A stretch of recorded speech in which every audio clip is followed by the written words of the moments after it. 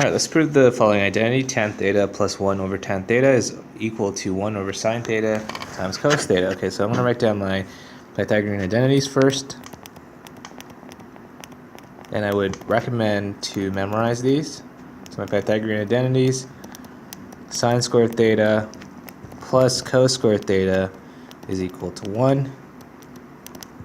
1 plus cotangent squared theta is cosecant squared theta, and 1 plus tan squared theta is equal to secant squared theta. Okay, so we also want to include our quotient identity.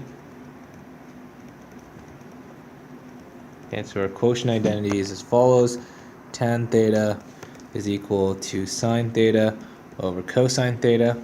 Okay, and what I want to work with here is my right side because there's more number of terms, so it's usually a cardinal rule that I would follow. Sorry, my left side, not my right side. Okay, so let's work with my left side, right?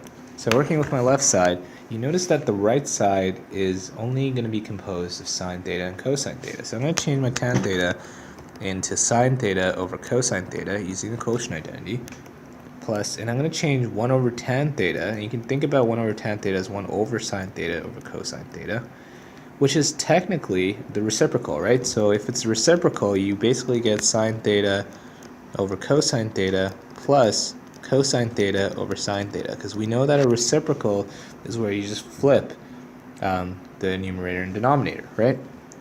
Now what you want to do here is I want to make a common denominator. So if I want to make a common denominator, the lowest common denominator between these two denominators is sine theta, cosine theta, okay, which kind of matches what we see on the right side.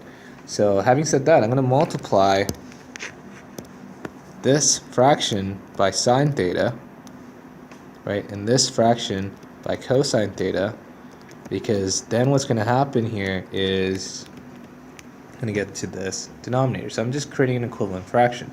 Now once I do this, you can notice here that you'll basically get sine theta times sine theta is sine squared theta over cosine theta sine theta, plus cos theta times cos theta is cos squared theta over sine theta cosine theta.